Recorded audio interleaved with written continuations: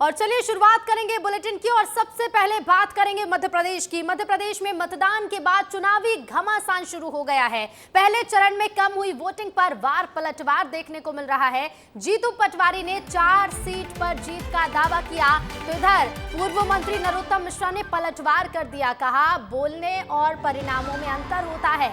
विधानसभा चुनाव में भी इसी तरह के बयान दिए थे और बोलने और परिणामों में अंतर है, ये कहना है मध्य प्रदेश के पूर्व गृह मंत्री नरोत्तम मिश्रा का।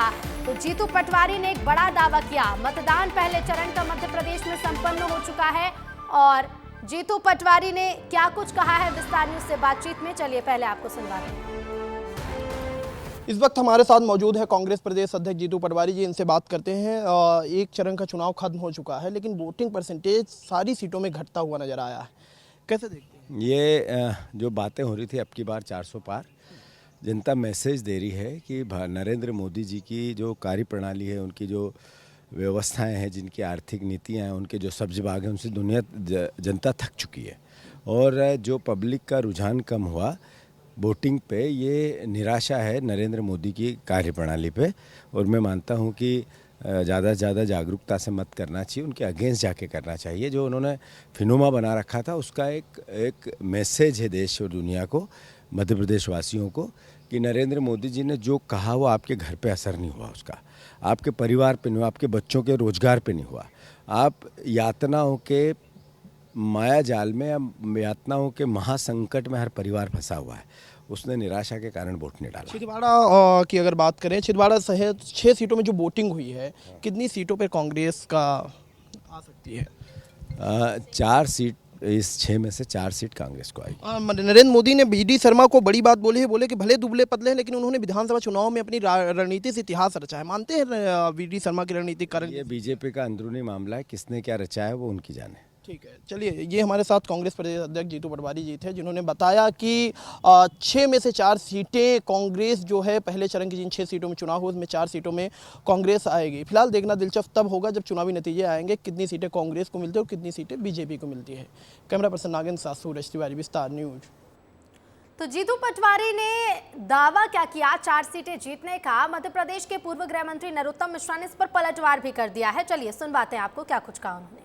जीतू पटवारी बोले हैं 6 में से 4 सीटें जीतेंगे। बोलने में भी क्या बुराई है? आप विधानसभा के उनके बयान देख लो तो आपको समझ में आ जाएगा उनके बोलने में और परिणाम में कितना अंतर होता है।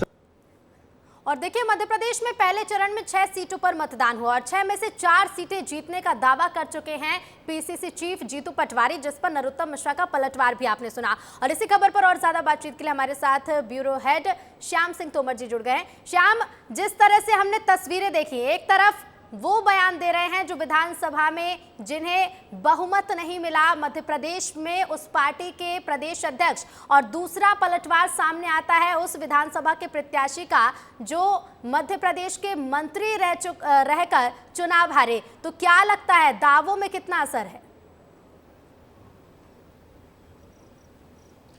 देखिए, बिल्कुल ये जो सियासी बयान है, सियासी बयानों के जो वाण हैं वो बहुत तेज़ी से एक दूसरे के ऊपर चलाए जा रहे हैं।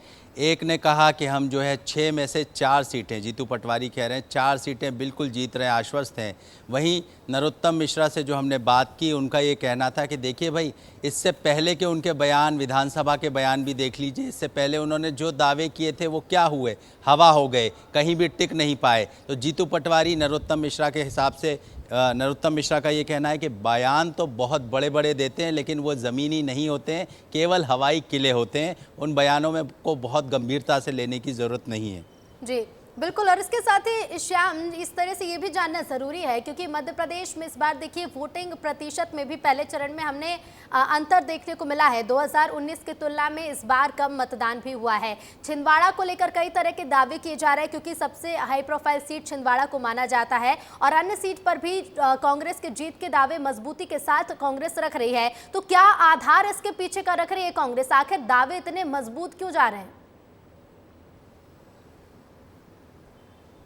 देखिए, कांग्रेस जो है इस बात को लेकर आश्वस्त है कि वोटिंग परसेंटेज घटना यानी जो है उसके फेवर में चीज़ें होना, तो यही उनका सबसे बड़ा आधार अभी हमको दिखाई देता है। वो इस बात को लेकर आश्वस्त हैं। दूसरा उनका ये कहना है कि जो उनके गढ़ हैं वो ये मानते हैं कि चाहे मंडला हो, चाहे जो छिंदवाड़ा हो, रतलाम झाबुआ हो, राजगढ़ हो, इन पर जो है कांग्रेस बहुत अच्छा करने वाली है, बहुत ज़मीनी मेहनत की है, ऐसा जो है कांग्रेस के नेताओं को लगता है। इसलिए ये सीटें तो उनके पास आ ही रही हैं। इसके अलावा अन्य सीटों पर भी जो है झटका लग सकता है भाजपा को, ऐसा इनका जो है दावा है। ऋतु। बिल्कुल श्याम, इसके साथ ही शहडोल सीट की अगर हम बात करें, क्योंकि पहले चरण में शहडोल सीट पर भी मतदान हुआ है और शहडोल को लेकर कांग्रेस का कहना है कि वहां की सांसद तो बीच में गुम ही हो गई थी। जैसे ही चुनाव हुआ दिखाई दी और चुनाव के पहले अभी दिखाई दिए, लेकिन बीच का जो समय था उस समय तक सांसद ना दिखाई दी कहीं पर।